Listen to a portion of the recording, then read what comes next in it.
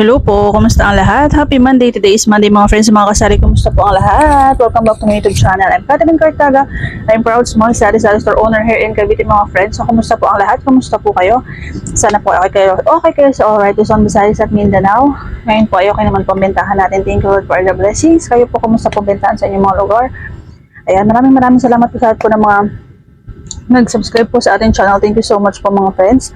Sa mga hindi pa nga po mga friends, palambing naman po, palike po natin video, pa-subscribe, pa-hit na rin po natin notification bell para ma-update po kayo sa mga sunod po natin i-upload na video. Ay gabi na po ulit tayo nakapag-video. Hindi po tayo makapag-video kapag umaga nga po at hapon. Medyo busy nga po tayo mga friends. Ngayon po tayo may oras. Ang oras po natin ay 7:10 PM. Ayan.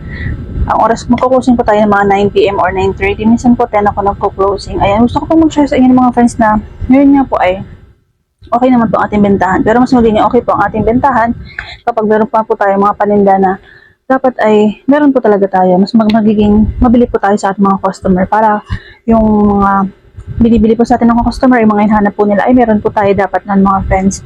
Ito nga po mga friends ay mahalaga nga po na dapat ay meron tayo. Ito nga po ay ang mga sibuyas. Ayan, sibuyas mga friends. Ito po mabili po mga sibuyas.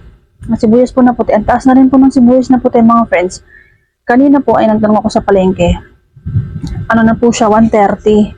Dati po mas mura po ang puti kaysa sa pula na sibuyas. Ngayon po ang pulang sibuyas ay nasa 140 po ang kilo dito sa amin sa Cavite area. Ang isang kilo ng pulang sibuyas ay 140. Ito pong puti ay 130. So mag-abot na po halos ang parasyohan ng puti at saka pulang sibuyas. At medyo mataas nga po mga friends. Kaya binibili ko lang po talaga medyo maliliit lang po talaga. Para kahit paano po yung mga customer natin ay makabili po sila ng halagang 5 piso po na maliit. Pero ito po ay medyo malaki-laki nga po ito. Ang benta ko po dito ay 8 pesos. Kasi tinimbang ko na po siya mga friends. Lahat po ng mga sibuyas at sibuyas ko, lahat ng mga paninda po natin ay nilagyan ko na po siya ng presyo. Tinitimbang ko po siya isa-isa. Ngayon naman po pag medyo marami pang binili ng customer, pag 2 o 3, tinitimbang ko po ulit. Kasi mas mababa po ang presyo kapag bumili po ng 2 or 3 piraso. Pero pag pa isa-isa po, ayan, 8 pesos, may presyo na nga po siya.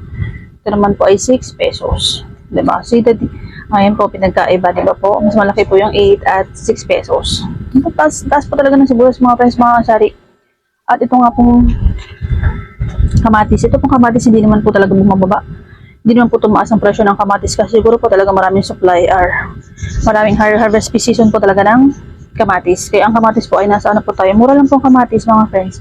45 lang po ang kilo. Dito po sa bilihan po talaga yung mga nag-wholesale ng kamatis. 45 pesos ang isang kilo.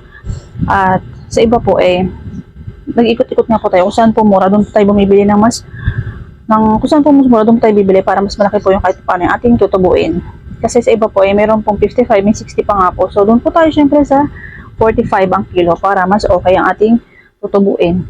At ito pa nga po mga friends, ito po ang ating ayan, sili, pampanghang, ayan.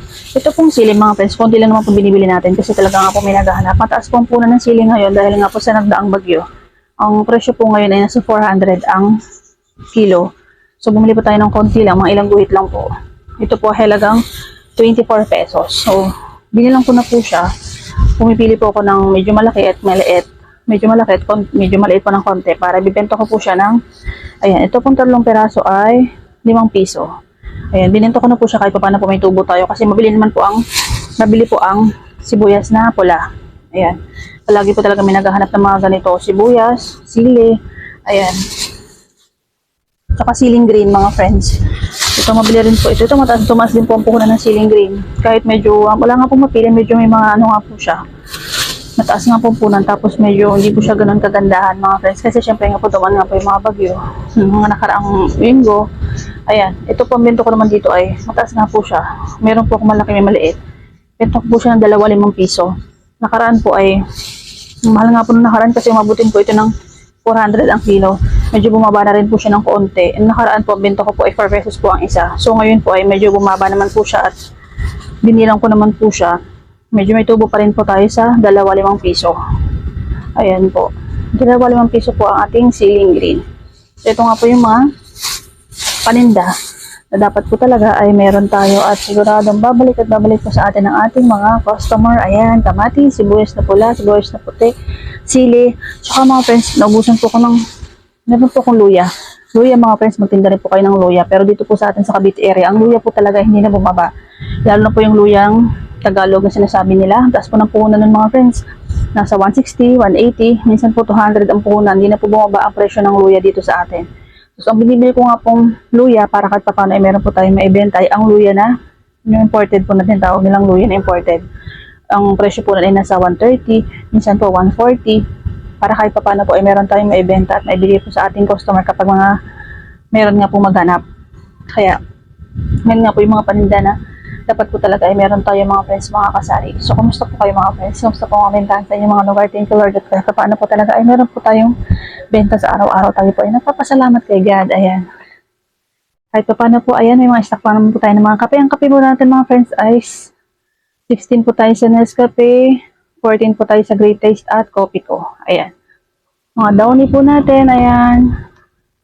Ayan, downy po natin na single. Ayan, update po tayo sa mga stock mga po natin. Thank you Lord for the blessings. Ayan, may wings, may surf, champion, kala. Ayan, Tide.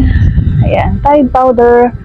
Ang Tide liquid, meron na rin po siya. Kaya lang, hindi pala po tayong stock. Dati po nakabili po ako ng Tide liquid. Ito po, Tide powder. Meron tayo. Ariel powder. Meron din po tayong Ariel liquid. Ariel na liquid. Ang powder po natin na Ariel, isa na lang. Ayan. Bukas po ay magbibili tayo ng mga kulang po natin. At mga stock pa naman po tayo mga friends. Ayan. May mga Milo pa tayo, gatas. Ayan, ito po ating stante natin mga biskuit. Ayan, pasensya na medyo makalat. Pero din po tayong tindang mga gamot mga friends. Ayan. Ayan po yung ating mga paninda.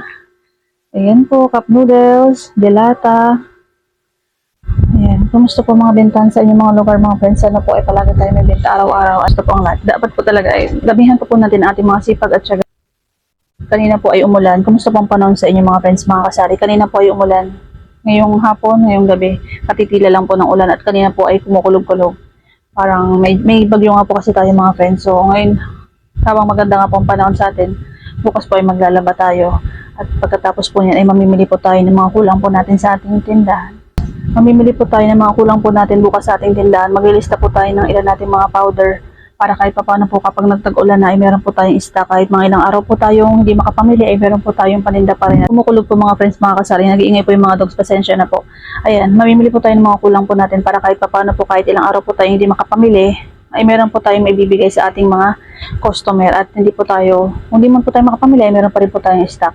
Ayan, tayo po ay nagpapasalamat po sa ating mga mamimili, sa ating po mga customer. Ayan, thank you so much po. Thank you Lord, thank you God sa mga biyaya po sa araw-araw at tayo po nagpapasalamat at kahit paano po talaga ay meron po tayong mga paninda na maititinda nga po natin. Ayan. At palagi ko rin po talaga sinasabi sa inyo na palagi po tayo magparami ng mga paninda na fast moving para mas mapadali po natin mapaikot yung ating benta at makapamili po tayo ng mga bago po natin paninda. At palagi po natin i-check ang ating mga resibo dahil may mga bilihin po talaga na nagtaas na rin po talaga mga friends. Mga kasari, may mga bilihin po talaga na bigla na lang po talaga nagtataas. Kanina nga po ay bigla pong nagtaas ang Great Taste kasi po talaga ang Great Taste na kape ay yung black na Great Taste. Yung 50 grams bumili po tayo kasi dati po hindi po mura lang po yung bili natin pero ngayon laki po ng tinaas ng Great Taste. Nasa 52 na po ang puno ng Great Taste na kape.